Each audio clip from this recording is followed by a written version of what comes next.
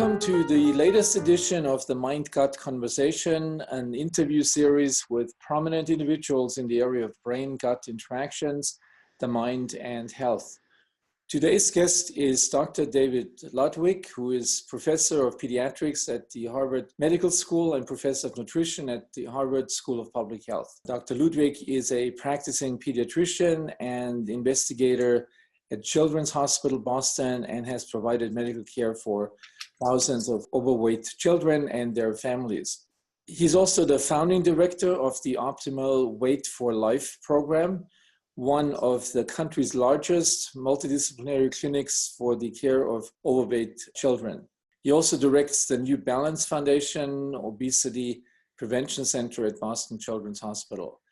Dr. Ludwig is the author of the #1 New York Times bestseller, Always Hungry, and the companion book, Always Delicious, with 175 recipes. Welcome to the show, Dr. Ludwig. Thank you. Great to be with you today.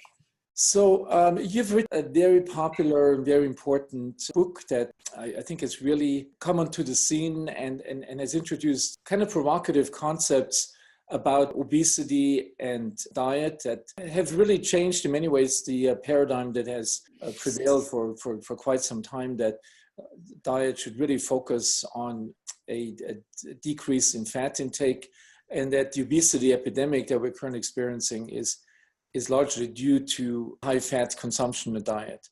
So you start your book with an interesting sentence, and I'm just quoting this here: most weight programs expect you to cut back on calories. This one won't.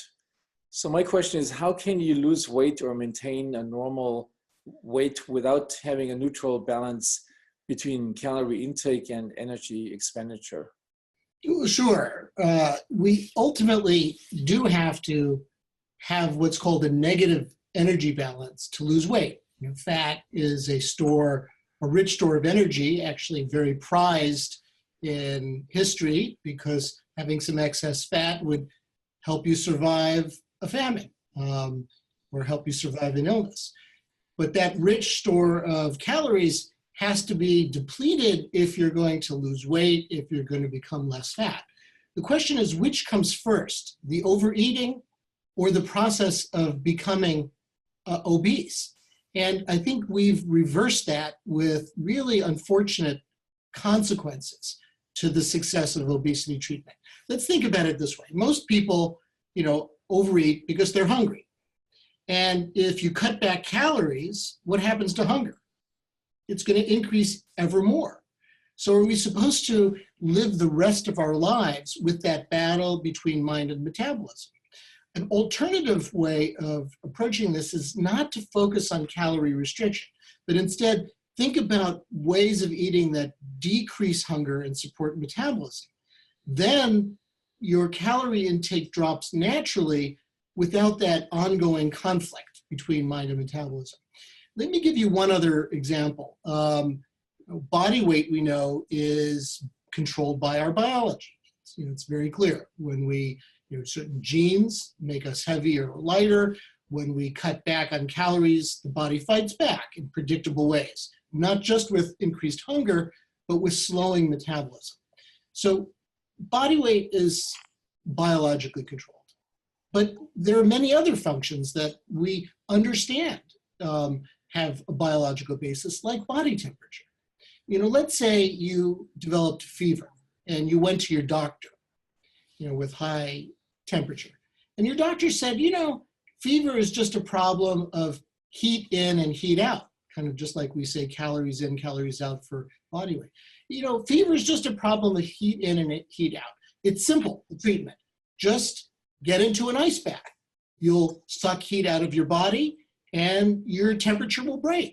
Go do it and be done with it. Of course, no doctor says that today, because we understand that there's a biological cause of fever. And that if you could get into an ice bath, if you had that stamina when you had a fever, yes, your body temperature would decline, but your body would fight back with intense shivering and blood vessel constriction. You'd want to be out of that bath very quickly, in the same way that people who are forcing themselves on low-calorie diets want to be out of that low-calorie diet, not after a minute, but, after days or weeks. And if you treat that fever biologically, like you identify the source of the fever, or you give aspirin, then you lower your body temperature set point, and then you throw off your clothes, your body temperature naturally declines. The same thing is true in obesity. If we figure out a way to lower that body weight set point, that whatever has been, we'll talk more about this, pushing body weight up, if we reverse that and we lower the body weight set point, then our hunger naturally declines, our metabolism speeds up, and we lose weight naturally. So yes, it is critical to have a negative calorie balance, but the key question is, how do we get there? Through deprivation or taking advantage of our biology to make the process easy. Yeah, this is really fascinating. Quite contrary to what for decades people have told people, and unsuccessful, all the unsuccessful attempts that people have made to lose weight and maintain weight.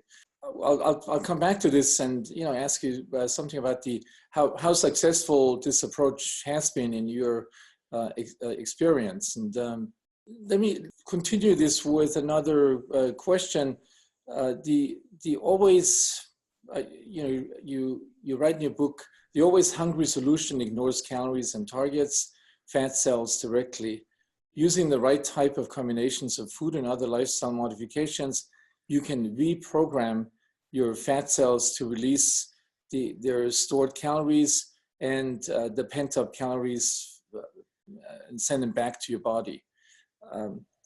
Can you expand? I mean, this is a little bit, a more in-depth question to your earlier statement, but can you expand on how this works at a physiological level?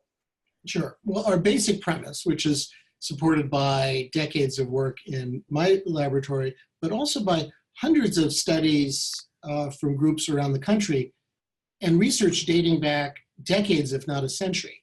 The basic premise is that that body weight is caused by biological changes that lead fat cells to grab onto too many calories, to suck up too many calories and hold on to them. And so instead of there being too many calories in the bloodstream, which is how the conventional model holds things, we overeat, calories build up in the bloodstream and then get forced into storage in fat cells. But by this other way of thinking about it, the problem is primarily with the fat cells. They get driven into calorie storage overdrive, put into calorie storage overdrive. They suck up too many calories, and so there are too few calories in the bloodstream, not enough glucose and other calorie-rich substances. And so the brain perceives that as an energy crisis. That's why we get hungry. And if we ignore our hunger, that's why our metabolism slows down and it's so difficult to keep losing weight. So what could be driving fat cells into this feeding frenzy? Well, the obvious player is too much of the hormone insulin. This is just endocrinology 101. I call insulin the ultimate fat cell fertilizer. Fat cells cannot store calories unless directed to do so by insulin. How do we know that? Well, a child with type 1 diabetes, when first coming to attention, doesn't have enough insulin. That's the kind of diabetes where an autoimmune attack destroys the insulin-producing cells. And so that child with type 1 diabetes doesn't have enough insulin until he or she gets treatment. And at first presentation, a child with type 1 diabetes will have invariably lost weight, no matter if she's eating 3,000, 5,000, or 7,000 calories a day. Without insulin, you can't store those calories in fat. Give that child the right amount of insulin, and weight returns to its normal trajectory. Give the child too much insulin, or give an adult with type 2 diabetes too much insulin, and they'll gain excessive weight. So if you don't have diabetes, what's changing insulin levels the fastest? Well, this is nutrition 101. The obvious player is all of the processed carbs, carbohydrates, that flooded our diet during the low-fat years. Not just sugar, but refined grains, potato products, all of those fat-free cookies, crackers, chips, popcorn. All of those things we were told to load up on by the first food guide pyramid. Remember, 6 to 11 servings a day of, what were mostly processed grains. And if you added potatoes on top of that, you could have gotten up to 13 servings a day and comply with that food guide pyramid low-fat diet. But these foods, the sugars and the starches, if they're processed, break down into sugar, glucose very, very rapidly. They raise insulin much higher than would otherwise be the case on a whole foods natural diet. And that high insulin drives those calories into the fat cells. You might feel fine for an hour or two after eating, but what happens a few hours later? People, intuitively experience this. There's a crash. We've demonstrated this in our research studies. You eat a bagel, fat-free cream cheese, and orange juice for breakfast, as we were told to do. You might feel great for an hour, but what happens at 10:30 in the morning when that insulin is driving all the calories into storage, your blood sugar is crashing? That's when you're going to be excessively hungry and want that extra snack. That's when your metabolism might begin to slow down. So we need to reverse that. Just cutting back calories doesn't address the problem. Instead, we shift to a diet that is higher in fat, and we let those healthy fats displace the processed carbohydrates so we don't miss them, get the right amount of protein, and then we get a nice balance of hormones after we eat. A little bit of insulin, not too much, a little bit of insulin, and some glucagon, which is the counterpart to insulin, to balance its effects. And then you feel full much longer after a meal. You don't store as much fat, and you support your body's metabolism to move into weight loss mode. Makes a lot of sense when you hear from you, and you wonder why this hasn't really been, with a lot of knowledge about this, you always call it the 101s of endocrinology or diet, why this has not been, why people have not realized that and propagated this before you. But 100 years ago, it was common knowledge, a common sense among the general public, that it was the processed carbohydrates, the starches and sugars that made you fat. And that, the teaching, if you wanted to lose weight, you watched the pasta and the bread and the potatoes.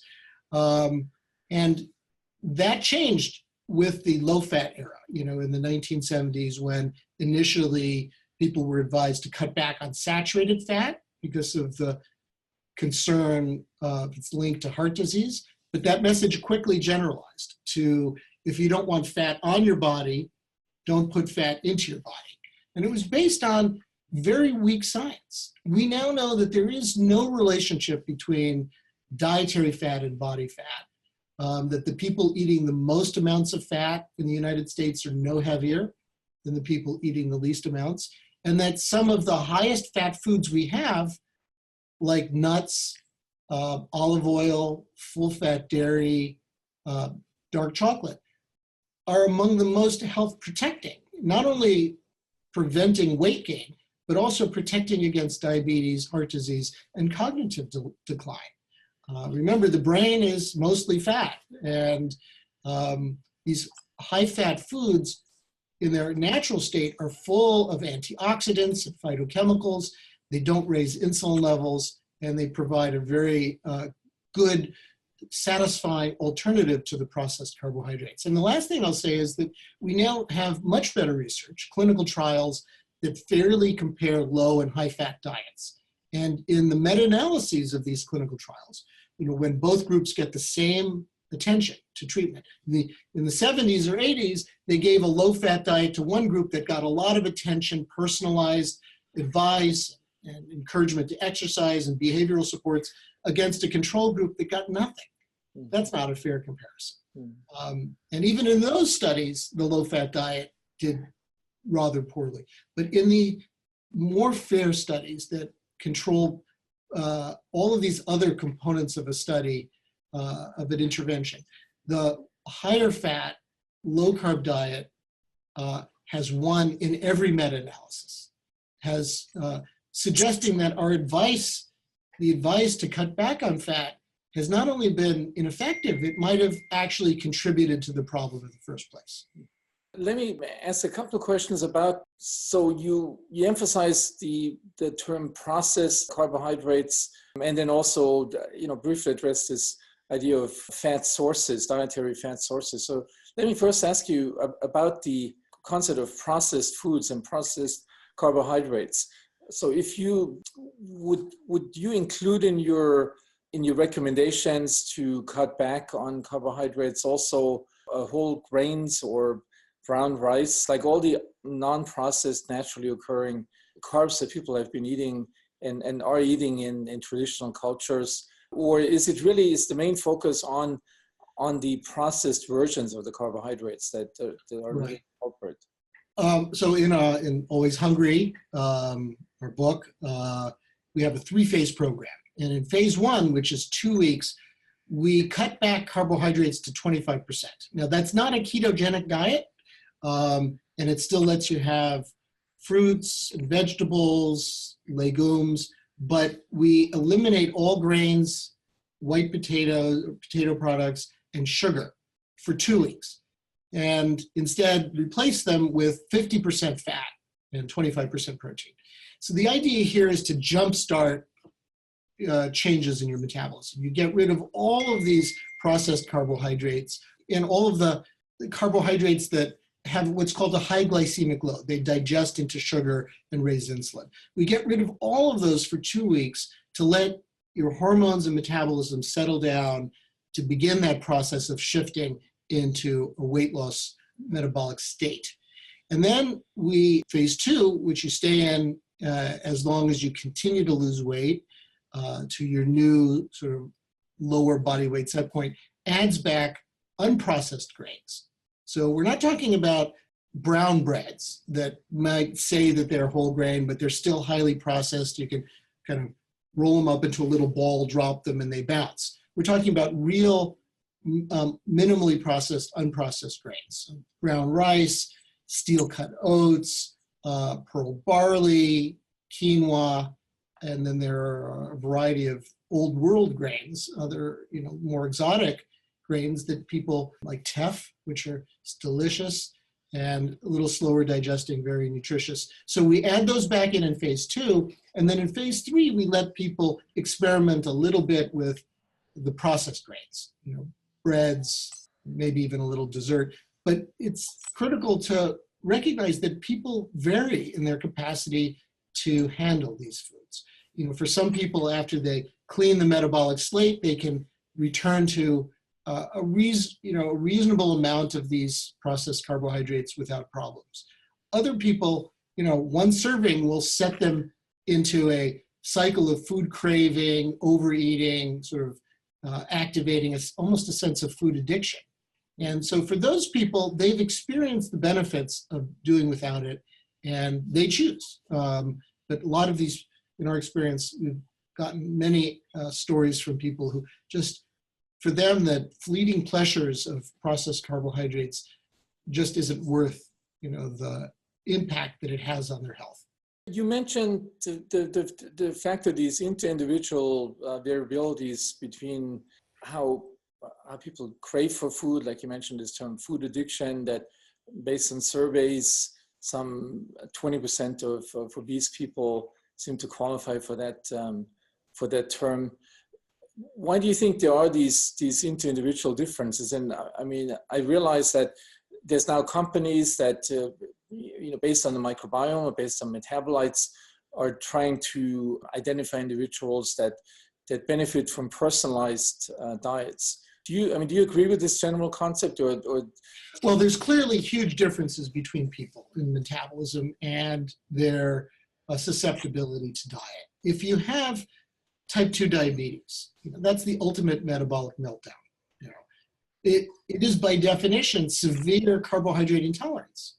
Type 2 diabetes means that when you eat carbohydrate, your body can't metabolize it. And despite what is typically high insulin levels, and your blood sugar will rise to dangerously high levels.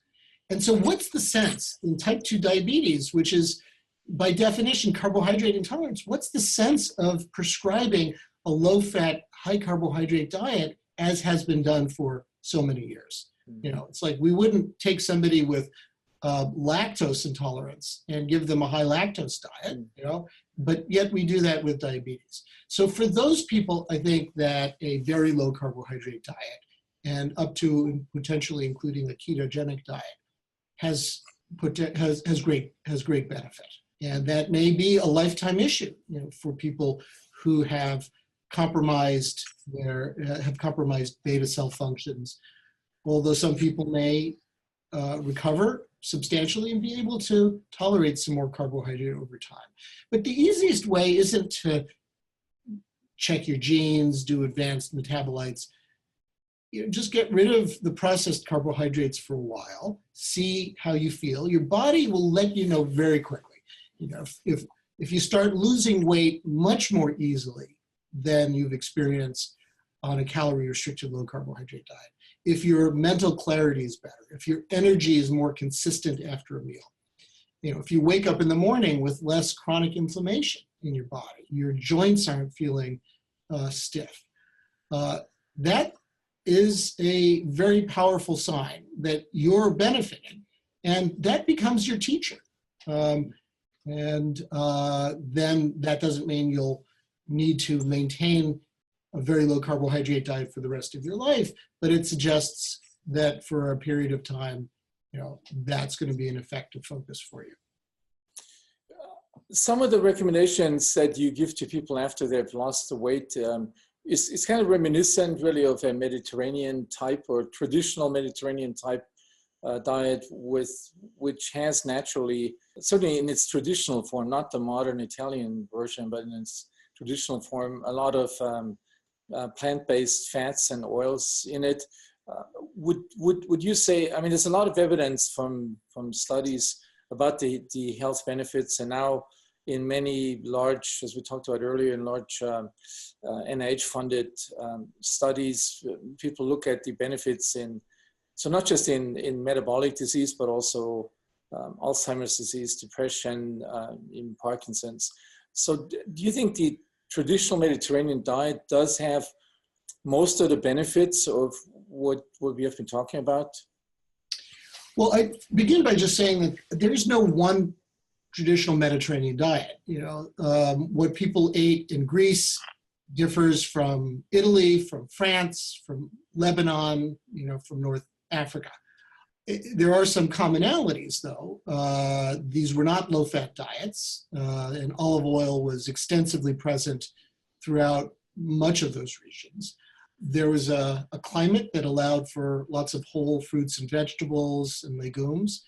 These weren't vegetarian or vegan diets by any sense, although, you know, typically meat was not, you know, a huge emphasis. There was more fish, and a lot of the protein would also come from vegetarian sources, plant-based sources.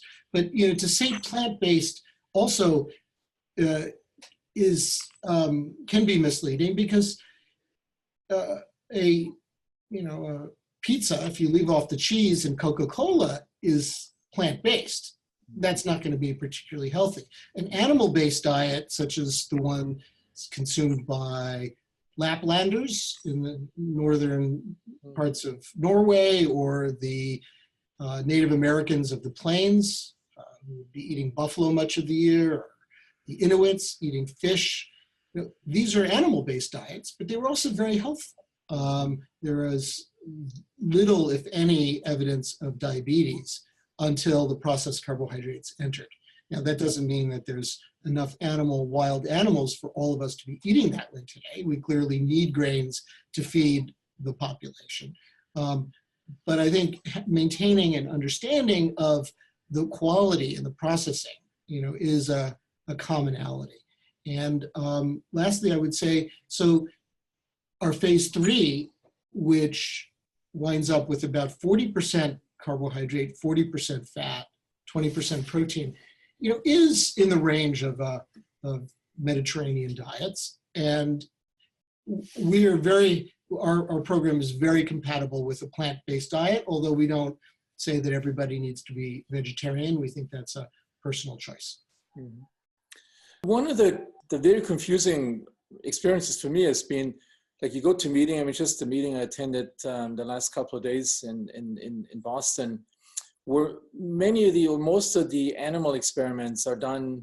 So animal experiments in mice are done with sort of standardized high-fat diet, which I think is about 60% lard, and most of the negative effects on brain function or regulation of satiety mechanisms is always brought into context with those diets.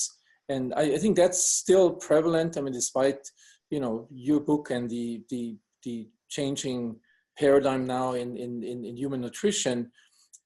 But do you think that has and is continuing to contribute a lot about the arguments against the high-fat diet? Right. Well, first of all, mice are not men. Almost anything can make an animal fat. When French farmers are trying to make pâté de foie gras, so fatty goose liver, they don't feed it fat. What do they feed it? Grains. Loaded up on corn, and you process the corn, and that's virtually 100% carbohydrate. That glucose hits the liver, raises insulin. The insulin provides the metabolic signal. Then the liver fills up with fat, as does the belly. So, that's not, nobody uses that as an argument against a high carbohydrate diet. Oh, maybe people do. Mm-hmm. But we recognize that there's a difference in how animals respond. And I would also say that the high fat diets that are traditionally used in rodent studies that have negative effects are in the range of 40 to 60% fat. They tend to have a lot of saturated fat, and they also are loaded with sugar. I make a little pet project to look at the ingredients. They compare a control diet based on all these natural control diets in animals have all these natural substances, grains, but they typically are whole grains, and they have pulses, and they have some fish meat mixed in, and very high fiber. And they compare that to this highly processed diet that's made of mostly lard and sugar. So is that a fair comparison? And is it the fat that's actually doing it? In the studies of ketogenic diets, really high fat that doesn't have any sugar in mice, they lose weight. They don't gain weight, and they show faster metabolism. So I think that if we're going to understand macronutrients and we have to study human studies. We have to do clinical research. We have to be very cautious about extrapolating from the mice. And I think the studies are becoming quite clear that higher fat diets, especially the ones based on whole sources of fats, these healthful fats, which include plenty of a variety of different monos and polys, as well as a moderate amount of saturated fats, that these are looking great for the waist, great for the heart, great for the brain. You mentioned ketogenic diet a couple of times. Do you think, and you indicated that based on the data that's emerging, that in patients, for example, with type 2 diabetes, that may be useful. What about healthy people? Do you think, would you recommend a ketogenic diet as a sort of a baseline or default diet for people over, for example, a largely plant-based Mediterranean style diet? Or what is your... So there are ketogenic diet. I know people who follow a vegan ketogenic diet. Now that's challenging, but it's doable. There's a Facebook group that has tens of thousands of people doing just that. So a ketogenic diet does not necessarily mean heavy animal products. And in fact, a ketogenic diet needs to be moderate in protein. You can't be eating 30-35% protein and maintaining ketosis. So typically a ketogenic diet has about the same amount of protein as people would otherwise naturally eat, but they just instead shift the carbohydrates to fats. Mm. And so it is a restrictive diet. And you do need to know what you're doing. If you do a ketogenic diet the wrong way, you will feel bad. And and rarely there can be some serious complications, such as dehydration, kidney stones. A lot of this is preventable. But if, for example, in a ketogenic diet, you've got to make sure that you get enough salt. So, because the body tends to release sodium when your insulin levels drop. That's a good thing. That's going to be great for your blood pressure. But if you lose too much sodium at first, you can get dehydrated, and then compensatory mechanisms cause you to hold on to sodium but excrete potassium. So that's where people become hypokalemic, and that in rare cases can cause cardiac rhythm abnormalities. So you need to know what you're doing. But there's very straightforward guidance. I think that diet is, if you're healthy, if you're insulin sensitive, and if you're not suffering from chronic disease, you could try it, but you probably get much of the benefits just by cutting back on the processed carbohydrates and then having a little more variety with your diet. The ketogenic diet is especially useful for people with insulin resistance or type 2 diabetes.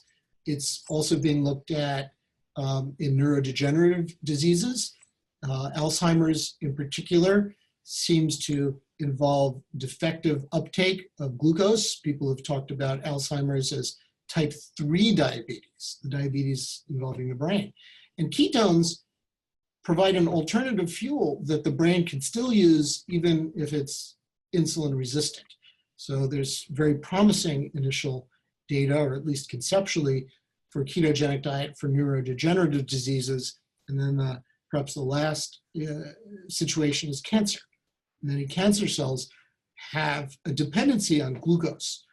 This is called the Warburg effect. It was discovered almost a century ago that many types of cancer can ferment glucose, but can't put glucose through oxidative phosphorylation. And so if you deprive the cancer cell of glucose and you just buy a ketogenic diet, then your healthy cells are fine. Your healthy cells can use the ketones perfectly well. The cancer cells can't. And so they get relatively starved. Now, a ketogenic diet by itself isn't the whole answer, but it may be an important synergistic approach, as Lou Cantley's group just demonstrated in a paper in Nature. They found a drug called PI3 kinase inhibitors, which lose effectiveness, became vastly more effective on a ketogenic diet.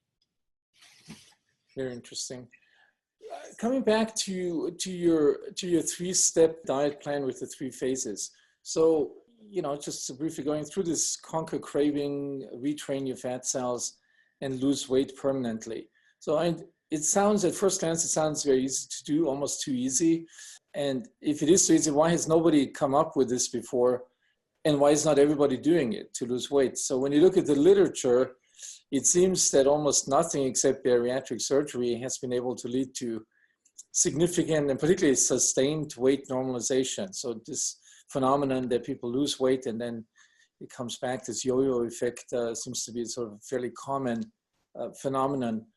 Why do you think, and so first of all, do you have evidence that your diet plan actually is effective, in particular in sustaining the weight loss? Well, first off, I'd like to just say that the approach we use in our book, Always Hungry and Always Delicious, the cookbook, this is not the first formulation of a diet program on these principles. I like to, this is my area of research, so we did so with our understanding of the latest science. The goal is the more closely you can line up biology with behavior, the more effective the approach will be. The idea is that you want to put in the least amount of effort for the maximum amount of benefit. And that's where you need to take advantage of biology. If you just cut back calories, you're working against biology. In the long term, biology is stronger than willpower.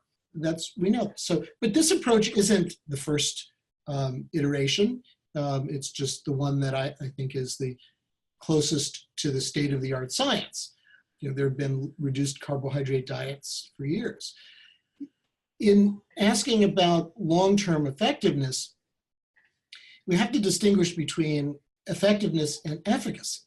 Effectiveness is what people tend to look at in clinical trials based on behavioral guidance. You take 100 people and you put them on a low-fat diet, 100 people, you put them on a low-carb diet, and you basically sit with them once or twice a month, giving them dietary counseling.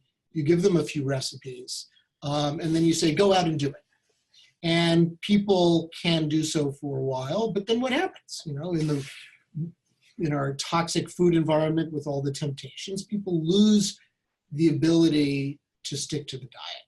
But that doesn't tell you necessarily anything about the diet's inherent efficacy. If you ran a cancer study, you gave one group a placebo and another group a possible cancer treatment, but you found that the group that got the cancer treatment, they took the pills for a while, but then they stopped taking it. Maybe the pills were too expensive, or they had some minor side effects that could have been treated, or they didn't have a pharmacy available. You wouldn't blame the lack of effectiveness on the treatment by itself. You'd say that the study needs to be done better. We need ways of helping people maintain behavior change in our environment. Those could be by changing the environment itself or more powerful interventions. And there are some studies that have done that, like feeding studies. And these consistently show advantages for the low-carb diet. For example, one study called the DIRECT study, which was published in the New England Journal of Medicine in 2009, done in an Israeli nuclear power plant, where the workers would come in and stay all day because it was a big deal coming in and getting screened and going out. So the researchers could take over part of the company kitchen and give people low, medium, and high-fat diets. And even though they didn't get perfect change in their intakes throughout the day, just changing that meal led to a significant 2-year change benefit to the low-carb and to the Mediterranean diet over the low-fat diet. So we do need to understand what the biology is, and then we need the right behavioral and environmental approaches to support our biology, and that's what our program aims to do. But it's a start. As long as we have this toxic environment where junk food is surrounding us, we're being advertised, kids are being advertised directly, targeted for sugary beverages and the like, it's going to make any behavioral change difficult. Yeah, and this sort of gets me to this point. We mentioned briefly this term food addiction that some people don't like, but it's, as you know, there's many similarities. People have looked at the brain similarities and in the dopaminergic system that between other forms of substance abuse or addictive behavior, and so the prevalence of this so-called food addiction, where people eat way beyond the homeostatic needs of their body, it's clearly driven by these societal forces that you just mentioned, particularly the relentless advertisement and using, just like in the tobacco industry in the past, having the smartest people in addiction mechanisms working out these marketing strategies. And so the prevalence, based on just taking a questionnaire, has been between 20 people that are overweight and obese to almost 60% in people with morbid obesity. So do you think once you get to that point, is this a major obstacle once you get these brain mechanisms engaged? There are some of our most powerful, probably the most powerful mechanisms driving motivated behavior. Do you think that these dietary interventions per se can be successful, or do you think this has to then be combined with, let's say, cognitive behavioral approaches? Yeah. There are clearly a few isolated cases of severe eating disorders, and those have important, psychological, psychiatric issues that need to be addressed. But the run-of-the-mill, difficulty, as you said, eating over homeostatic needs, that craving that's difficult to control, that's a different phenomenon. And I would argue that we profoundly misunderstand the origins. And in fact, we create it largely with our ineffectual approach to obesity treatment.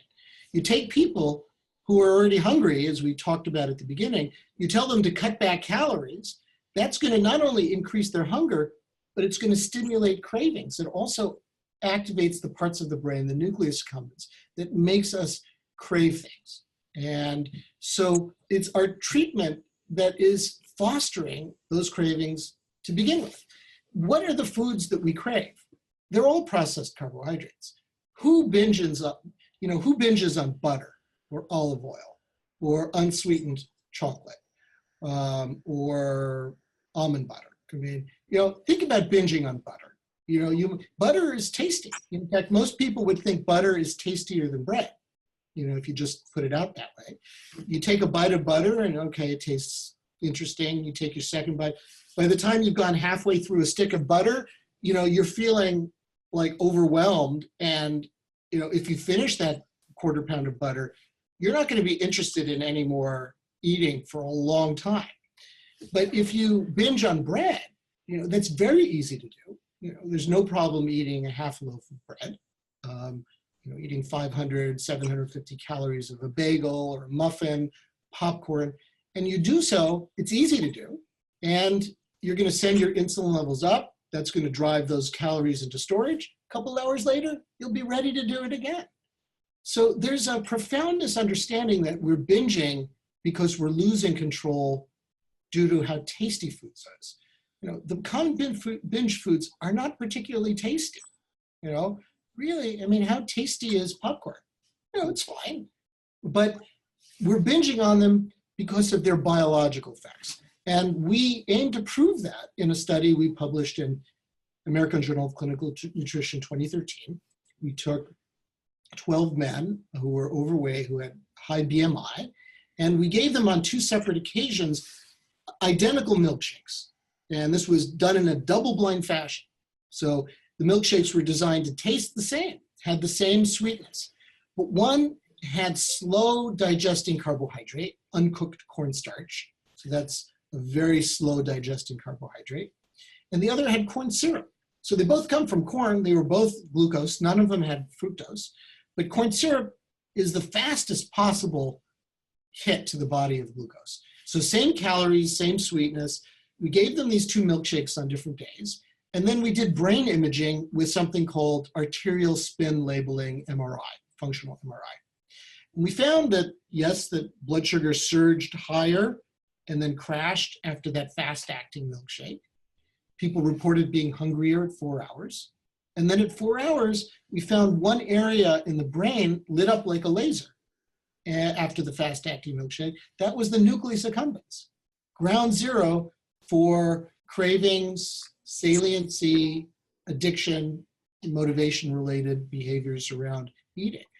And so I think the study says that food cravings are real and that they are produced not because food tastes so good. We did these brain imaging studies 4 hours later, and the milkshakes tasted the same. We're craving things not because they taste so good, but because of how those foods affect our biology in the hours after eating. But the encouraging aspect of the study is that you can turn off those cravings with one low glycemic load meal. Yeah, really, really fascinating information. I hope many people will read your book, Always Hungry, and go by the recipe you provide in your follow-up book, Always Delicious. It's clearly a totally new perspective on the ongoing raging discussion between different proponents of different diets. And I think hearing this from a true expert who has done all the research in this area makes it particularly salient to pay attention to this. So thank you very much, Dr. Ludwig, for this really fascinating conversation. I'm sure we'll follow up on this on the research level as well. Thank you so much. Thank you.